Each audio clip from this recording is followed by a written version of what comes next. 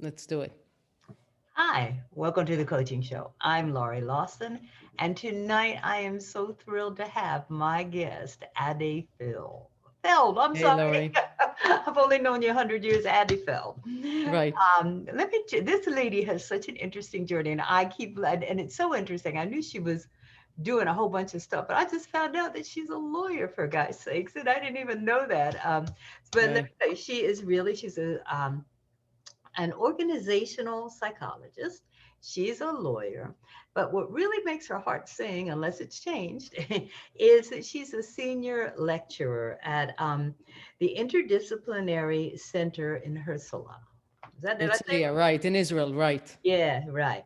So, Adi, I this is how did you get into all this? It's like where did you start and how did you end up here? Because I see you on Facebook all over the place and just doing Right. such great things. So how did you get started in this?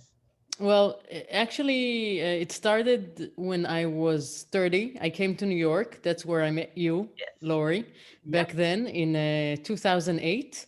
Hmm. And I came to do my master's, but I had to find a job. So I found a job. I did my master's at Baruch College, and I found a job with Professor David Sitt over there, and he needed a TA. He had two classes, 500 students and 300 students, and we started working together. And then at some point, he said, you have to. I have to take a break, and I need you to do it instead of me, to go and lecture instead of me. So I said, David, it's not going to happen because you know me already 2 months, and you know that I can't stand in front of 500 students and just speak. So it's not going to happen. And he said, you signed a contract, and this is America, for good or bad. So you need to do it instead of me, because I really need a break. So I went up, and he said, what, we'll put a camera in class as well, and we'll film it, and then we'll sit and we'll watch it, and we'll learn from it. So that's what we did. And I went up in front of the 500 students, and then in front of the 300 students. And apparently it went very well, because when I came down, he said, what do you say from next semester we start teaching together? And Wow. that's what we started to do. We started teaching together. It was psychology 101. That's what we taught. But I felt all the time that I was pushing towards the good, the positive. And I didn't even know back then that there was positive psychology. I had no idea that there was positive psychology back then. So I just let it go, and we taught psychology 101. But then I had to go back to Israel. I finished my studies, and he came back with me to Israel. And he introduced me to Tal Ben Chacha, who had the biggest class in Harvard for positive psychology, somewhere, I think, 15 years ago. And we got together, and since then, for the last 11 years, I teach in IDC. It's the only private university in Israel, and I teach positive psychology. I teach all crowds, students. I teach the general crowd, anyone in Israel and now outside of Israel who wants to learn through Zoom comes to study with me. And of course, my main mission is the teachers in Israel. We went into the educational system, and we try to make a revolution in the educational system with the kids from age kindergarten to 12th grade. We do the work with the teachers, but then the teachers teach the students positive psychology. It's a process of 2 years. The center that I work for is called Meitiv Center, and we're really doing an exceptional job. We have research behind us all the time, and it's just growing and growing. It's like 150 schools every year who pass this project, and so now we have very positive kids in Israel. Hopefully, the parents will learn from them. Yeah, wouldn't that be nice? Well, that's Yeah, a fascinating journey. I mean, and it's funny, you look back and you go, did you ever think that you would be standing in front of or going out and teaching internationally now, really, via Zoom and all that stuff? it's Uh, funny, when I came back to Israel, I went to my therapist and I said, I had so many students. I had like 500 students. It was huge. And then I came back to Israel and I had like five students in the class. And she said, you were in the States, you saw the head of the building. you saw the top of it. Right. Now you have to start building it. And that's what I've been doing in the last 11 years. I've been building it. Well, that's what I know you and I know your partner Lee more, and that's what I asked for more. Well, why'd you have to do it in Israel? Because I miss you guys. I want you all We to miss come you back. too. But what was there a benefit to doing this in Israel? Well, I mean, obviously it was well needed if you're branching out to all these schools. I think all the stars aligned, and when we came back, the Metiv Center where I work in was opened, and it was Tal Ben Shachar who really accepted me for the job. I was a sole lecturer back then. Now there are 30 lecturers behind me who are doing the same job, and it just all the stars aligned. So it was the right thing for us to come back to Israel.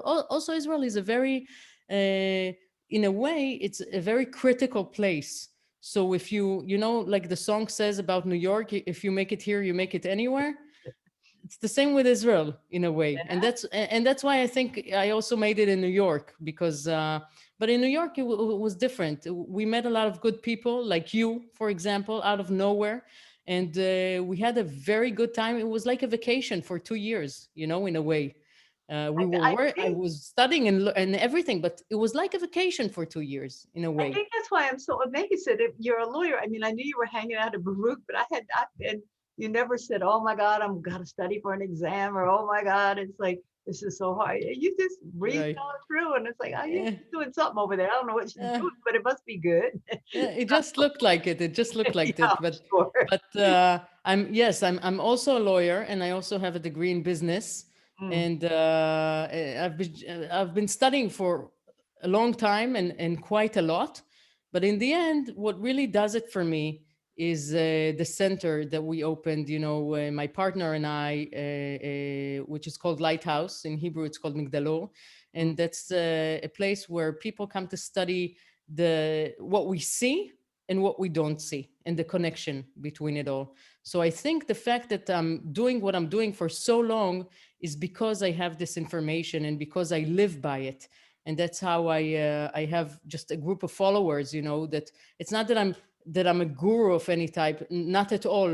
But a lot of people look up to me because I live what I say. I live it, and they want to live the same thing. So I say, you can copy out of me if you want. Yeah, we call it walking the talk. Yeah, no, you're not only Yes, saying it, you're doing of it. Yeah. course. Yes, Well, walk the talk. let's start in basics because positive psychology, that's a great term to kick around. What the heck is it? What is Yes, positive it's psychology? like the science of happiness, basically.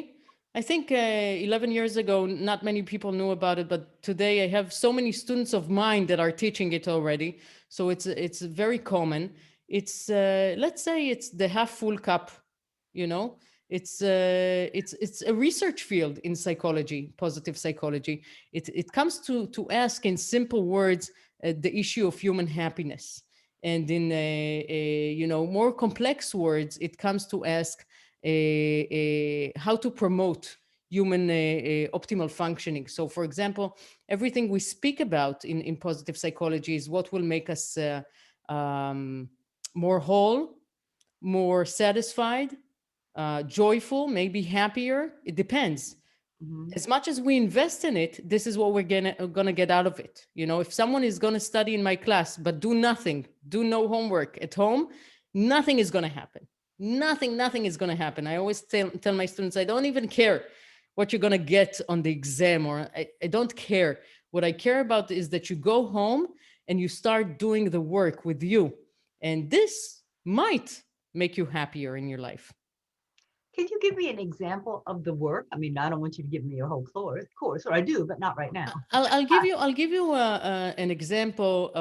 Yeah, for example, positive psychology. We talk about a lot about gratefulness, for example. So for me, since I know this gratefulness exercise, I do it in the last 11 years every night before I go to sleep. So every night before I go to sleep, I go over my day and I find 5 good things that happened to me today. And it's not that I'm sprinting on it, not at all. I go through each and every one of them. I go through it in my head. I really go through the moment. Then I feel, our minds do not do not know the difference between the real world and the imagination. For Right. example, if I ask you to play tennis in your mind, the same places that work when you actually play will play in your mind in the same way. So it doesn't know the difference between reality and non-reality. Sometimes I don't know if I make myself clear. So when I go over it in my head, I feel the same emotions that I felt when I felt it during the day. A flower that I saw, or a kiss that I got from my daughter, or anything like that. So I go over this moment again, and five moments like this, and first of all, it makes me go to sleep better. But then our minds are like a single processor. So if we know that in the evening I'm gonna have to say five good things about things that happened to me today, I'm gonna look for it during the day, so I will have something to say at night. However, if I look for the bad stuff that happened to me today, so the single processor mind is gonna be an expert of looking at the wrong things that happened to me today. So it's a single processor, and we should train it in a way. And this is a good way to train it. So five good things that happened to me today, every day, it does the work for me to see a positive window of looking through a positive window in a way. That's fantastic advice for anybody, anytime. Just why not at the end of the day review all the cool things that happen, because there are definitely some. But you brought up such an interesting point, because there's a philosophy out there. There is no reality. It's only how you perceive reality. Exactly. So Exactly. if you have someone who is, and I don't want you to psychoanalyze us all, but Yeah. but if you have someone Let's who is so try. negative, can that be turned around with For positive sure. psychology? I mean, they can actually, they have to want to, obviously, but that could That's the be first thing. wanting to. Yes. And then if they want to, and they do this exercise, then they start training their brain by actually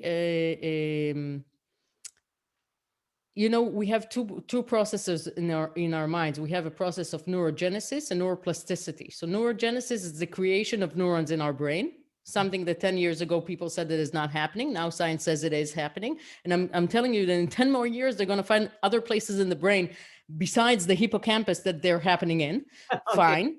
But you there is heard it another here first. process. Yes, Adi predicts. So go ahead. Yeah, for sure. And another process that is happening is the neuroplasticity. So this is the connection of neurons in our brain. And when we do this exercise, this gratefulness exercise, for example, we connect new connections in our brain, and you can see it as as positive connections instead of negative connections. We all have negative and positive connections in the analogy in our brain, and we want to dry up the negative connections, and we want to build as much as positive connections as we can. So it's actually neurology. This is what we can do by ourselves. It's actually like building muscles, right? It's like, In a way, yes, the yeah, brain is, yes, yeah. in a way, in the analogy, the brain is like a muscle. Yes. Wow, that's fantastic. Yeah, Well, when you go to school, you train. You can look at it, as a place that criticizes you all day, and you can look at it as a place, as like going to the gym yeah. on your brain, That that's a great analogy. Yeah, right? definitely. Go to the gym on your brain. I love it. Yes. Yeah, and so I gotta ask though, it's like we know 2020's been kind of crazy. How did that affect your lecturing? Did that affect the techniques you use? How can it help? And what do we do with it now? Because we'd like to think we're coming out of it, and I hope we are. How can we apply all this now? What changes did you see in 2020, or what changes did you make? Well, I can tell you the first thing that happened to me was that I went into Zoom instead of teaching live, Right. and I think that many people who don't teach well, when they got to the Zoom, that was it for them. That's it. Because you're either good on Zoom or you're not good on It Zoom. went So for down. me, Yeah. It went what? down or it went up? What do you mean? For me, it was great. It Mhm. was great because Yeah. I didn't need to be on the road and no traffic and nothing. I'm just on Zoom, and I have small groups like 25 people, that they go into one screen, and that's enough for me. And we did a great job. I felt that the people who came to study with me through the COVID time were people who really wanted to make a change in their lives. And that's why they were more invested into the studies. They Yeah. were more invested into the homework. They were more invested into their lives because people understood, I think, in this year that money is not the issue, and the brands, the brands of the shoes, of the trousers, whatever, it's not the issue. The issue is happiness, and how can we get it in those four walls that we are in, whether it's in our houses or in our Zoom boxes or whatever. And people were really invested in trying to do that. And I think everyone deserves a medal for passing this year, because it was a crazy year with the kids in the house, with working, with just living and trying to breathe through this very emotional period. And I think that every one of us who managed to do that and to like himself after this period deserves a medal. I agree. I agree. It was such an interesting transition because you're right. We went from what designer jeans should I buy to, oh my God, how am I going to survive? I mean, it was one end of the spectrum to the other. And then Yes. And slowly, very quickly. yes, you're right. No warning at all. No warning at all. And then slowly we had to ease on back. Now I know people who have gone way over to the other side on both sides. But it was such an interesting transition, but also for you as an individual, I'm sure you've got a daughter you've got to worry about, you've got a partner you've got to worry about. And that's what I think coaches had that problem also, because it's like, okay, we're here to serve our clients, but how do we get our stuff together? We're in the middle of it while we're helping So other I have to tell you the truth. With me, it was, for me, the last year was a wonderful year.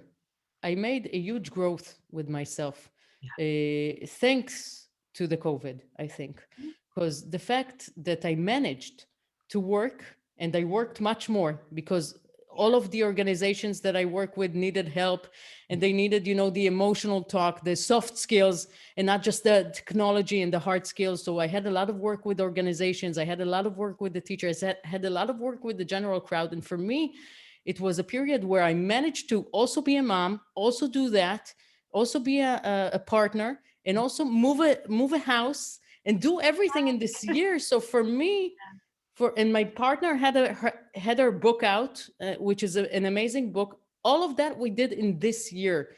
So for me, the window that I looked through was always positive. It was always positive. I was always looking for what's good in whatever is happening right now. What is good? And that's how I magneted the good stuff to me. I assume, because it was, for me, it was a wonderful year. And I'm a little bit afraid of what's going to come now when we're going to go back to regular life. I hope that the regular life is going to change, that we're going to have some Zoom and we're going to have some live classes. But I hope that we learned that we don't have to be on the roads, that we don't have to, I don't know, be live in places, because this talk is live. I see you. I see you. You're in my face. I'm in your face. We're here together. You're in New York and I'm here, and I feel together. I Yeah. don't care that we have a screen between us. We speak. Exactly. And I Yeah. consider that one of the blessings of the pandemic. And that is because normally I'd have to wait for you guys to come to New York City to tape the show, but the studio has been closed forever. And it's There like, you go. I can Zoom. But it's an interesting thing that you bring up, because I have at least two friends now who have voiced those concerns. It's like, okay, the weather's getting better in the United States, so you want to get outside, but it's like you've kind of gotten into a habit of being inside, and you don't hate. I don't hate it, and they don't really hate it. So it's like they feel like they're being pushed to do something that they may not either be ready to do or want to do. Such an interesting transition coming back in. So I'm glad you mentioned that, because you're right, we got no warning to transition into pandemic lockdown time.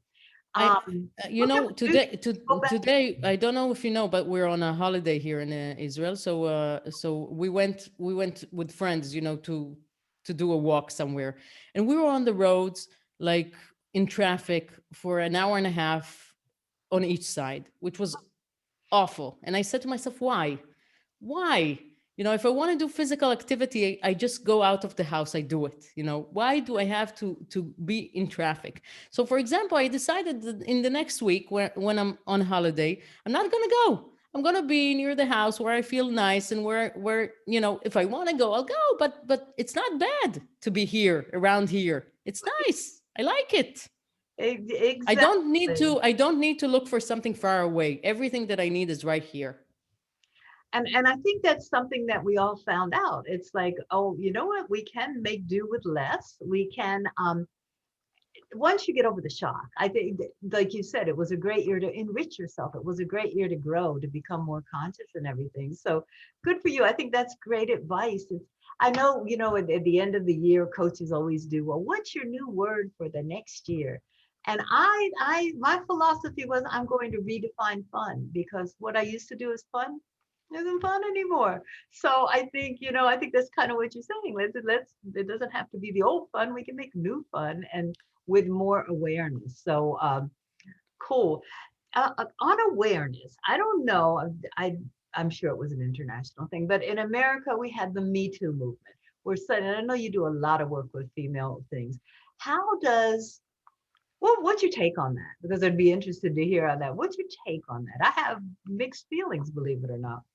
I need you to ask ask it even better than you can. I Oh, mean that I can really focus on it. Ask me what's your take on it? my take on it is it was needed and it was but now I fear that we might be getting carried away. I think we were at one end of the pendulum where we were ignoring, females were definitely on the bottom and that's where we're supposed to be. And then we switched over to, oh, we're on the top and we're just gonna, and now I'd like to see us come back to the middle. And my take on it is it's a movement that's needed. And now it needs guidance because we're out there and we're doing it, but it needs some guidance. So if you agree with that, what guidance do you think we need? You know it for I think forever patriarchy has been Mm, ruling the world, you know, and for us women to make a change, it doesn't we can't do it in 1 year. It's not going to be in 1 year, 2 years. It's going to take a while, and we're going to figure the way to it. I think that the fact that we have women as prime ministers of a couple of countries in the world is a start. It's a beginning. I can tell you that here in Israel, I voted for the only woman that was in the lead. First of all, because she was a woman, and in Israel, I don't know if you know, but every 2 weeks, a woman is murdered by her husband here in Israel. Every 2 weeks. I'm talking to you in the last, at least in the last decade, if not more. So we don't feel on top. There's no feeling that we're on top, and I see that everyone is going to extremes. You know, I went with my sister on a walk, and we saw this guy, and she asked him, you know, we there was this, you know, this ninja contest. You know, you have it, right? You yeah, have it in the States. I we have don't know yeah. how's it called, the ninja. How's it called in the States? I don't know about a contest. We have the ninja costume and the Yeah, yeah. no, but it's not it's actually those guys who are going on. It's something physical, very Yeah, hard. the competitions. Who can be the best ninja? Yeah, yeah. Yeah, something like that. Anyway, we were on this thing that we had to jump on it and whatever. And there was a guy there, and she said, "Isn't it nice that I managed to jump on this thing?" And he said, "You know, I don't want to say anything." And I thought to myself, "Wow, Yes. where have we gone?" You know, it's now they're not going to say anything because you know they don't know what to do. Maybe it's not going to be right. Maybe someone is going to say, you know, me too, or whatever, you know. So it's the extreme. So now we all have to go towards the middle, as you said, but it's going to take a long time. It's going to take a long time, but I think that the young women now understand it, and they talk more about it. I'm watching this show on Netflix. It's called The Bold Type. I don't know if you watched it, but it has like 4 seasons. I've just watched it in the last month, and I see that it's like young women who are talking about everything. I love it. I What's love it, it and called? What's it it's called? called The Bold Type. The The bold Bold type. Type, Okay, yes. okay, yeah. And it's also about work relations that are well and good, and a woman boss who's treating her workers as she should, as a mentor. It's a different world that we're growing into it. So it will take time, but it was the right thing. It was about time. That those women with all their courage come out and say whatever they went through, because a lot of people are going through it. And it's also the LGBT community, that I'm part of, is also very problematic with all those treatments. And in so many countries there are the how do you call it, the treatments to make you well again, Yeah, yeah. Pray away the gay and all that crazy stuff we have here. Yeah. whatever. So there are so many things to fight about. But again, if we try to look at the world from a positive outlook, we will always find sparks of good, and we can flow with it. John Kabat-Zinn, he's a doctor, and he treats through mindfulness. And Mm. he said a beautiful sentence that I love. He said, "You can't stop the waves, but you can learn to surf." So we can't stop reality. It's not going to change. Reality is going to be. We have more things coming towards us. Things are going to come, but we can learn to surf. So we can learn how to interpret reality in a different way that we've interpreted it until today, if we didn't like it. That's interesting because I also see you on Facebook with your surfboard. So I know you learned how to surf in the last 10 years. So It's true. I have, it's a and good it's thing. it's an amazing feeling. It's connecting with nature. It's wow. It's a great Yeah, feeling. yeah. So that's something to think about. We've got a minute left, believe it or not. Wow, wow. And That was fast. I know I did always we always go fast, but so I'm so thrilled that I think what you're saying is patience. We all need patience, and to not just That sit was a good around. idea. You're saying we got to connect and exercise our brain and go ahead and do what we need to do. I love the philosophy or the technique or the strategy of at the end of the day, just count up all the cool things that happen. I know when I'm going to start doing that, I'm going to do it today, and you're going to be one of them. It's going to be, oh, I'm so Thank you. glad that we got to talk and And I love your shirt, Lori. guided Guided by by the stars. stars. That's right. That's all you need. You see, That's it. all the Stars, stars nature, flying. and everything. Adi Feld, I am so thrilled to talk to you. We got to Thank do you this for more inviting often. me. No, it was thrilled. Keep doing what you're doing. I'm sure everything is desperately If needed. anyone invites me to New York, I'll come do it in New York. Oh my God, Lori. consider yourself invited. All right.